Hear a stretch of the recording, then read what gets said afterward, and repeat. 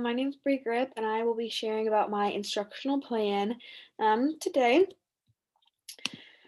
Basically, the overview of my lesson, I will be doing this lesson with beginner ELL students. My standards are for kindergarten, but that doesn't mean necessarily that they're kindergarten students. They're going to be reading and speaking English at the kindergarten level. So it might be older students, second, third grade, depending on their level of English. The subjects our lesson hits is science and literacy, and the topic broadly is about the four seasons and the weather that happens in those four seasons. So the standards I chose for the lesson, the first one is a literacy standard. Basically, summing it up is about clarifying the meaning of unknown words in multiple words at that kindergarten reading level content. And then the standard or the objective that corresponds with this standard is students will be able to correctly match the written word, picture, and describe the meaning of the learned vocabulary words. That will be later in our lesson that I'll talk about is we really focus on looking at the written word, the picture, and then talking about the meaning of the word. And then a science standard that I found was use and share observations of local weather conditions to describe patterns over time. I like this one because it's talking about that pattern, and seasons have similar patterns. So each season has different weather that corresponds with it. So this objective is students will be able to correctly identify two characteristics of each season after the lesson. The I can statement. So after the lesson, students will be able to match words, pictures, and meanings of new vocabulary words, and they can describe each of the four seasons. In the textbook, the strategies that I pulled out were the first is front loading with images. So basically what this is teachers would show students images before reading that would help them get that vocabulary word and get that photo in their brains, and they can use it throughout the lesson and throughout the story. The vocabulary tree strategy, so we would be putting our vocabulary words in this tree and then connecting words that are alike. So for example, if we have fall, the seasons that would go under it would be leaves or things like that. So the connecting like vocabulary words. And then the last strategy of after reading is where do you stand? And there's an activity that we'll do called the Seasons Four Corners that I will talk about in the lesson. So for the anticipatory set, previously we would be talking about the days of the week and looking at our calendar for morning meeting times or things like that.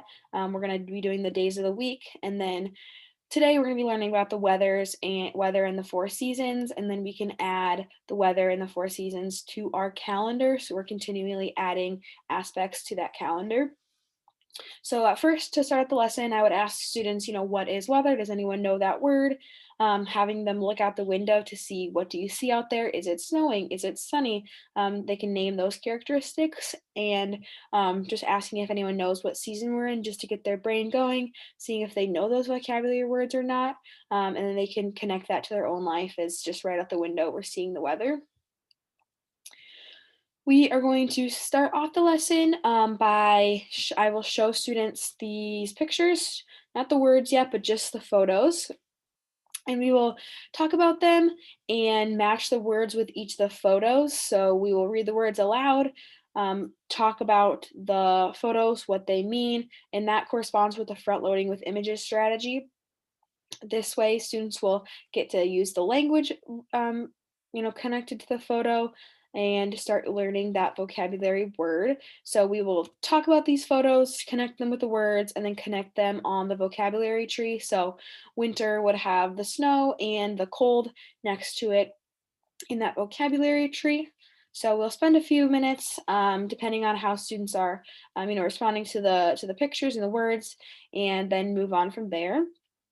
I will then introduce and read the book Seasons by Robin Nelson. It does a great job of explaining each of the seasons, and it also has all of the vocabulary words listed on this page in the book. So when I read the book, I would like students to kind of watch out and listen for any words that you see on the vocabulary tree.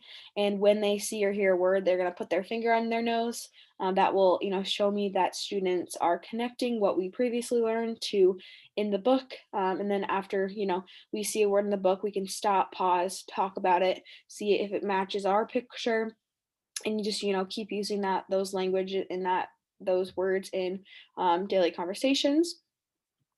So after reading the book, we'll go into our guided practice set, and then sort each of those vocabulary words and pictures into the correct seasons box. And then we're going to talk about other vocabulary words that students might already know. After reading the books, it will spark some prior knowledge. So if they, we're talking about winter, and in that winter box, they'll say coat because they know they need to wear a coat out in the snow. So we're going to come up with other vocabulary words that go in each season's box. And then we are going to play a game. So it's the season's four corners game. Each of the corners in the classroom will be assigned a season.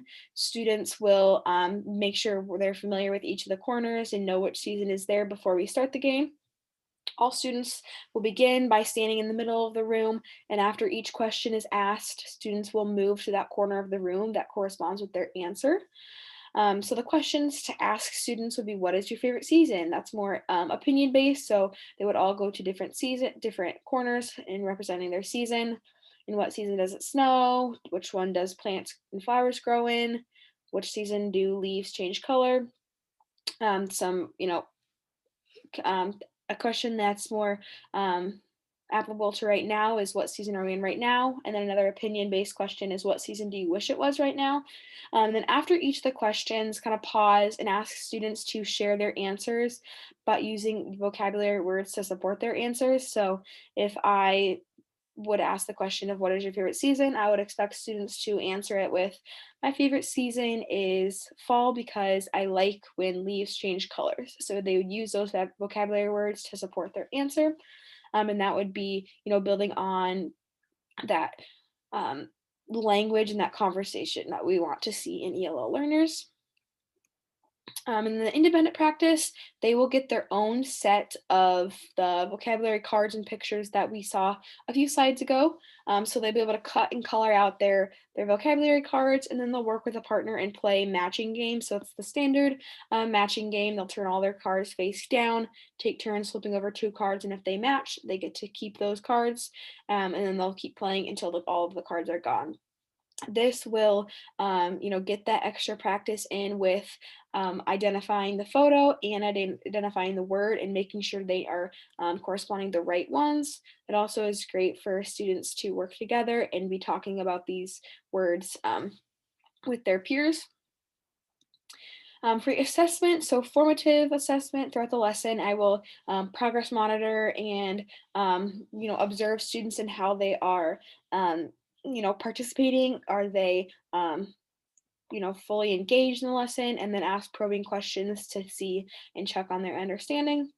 And then summative assessment, it'll be a one-on-one conference with the teacher.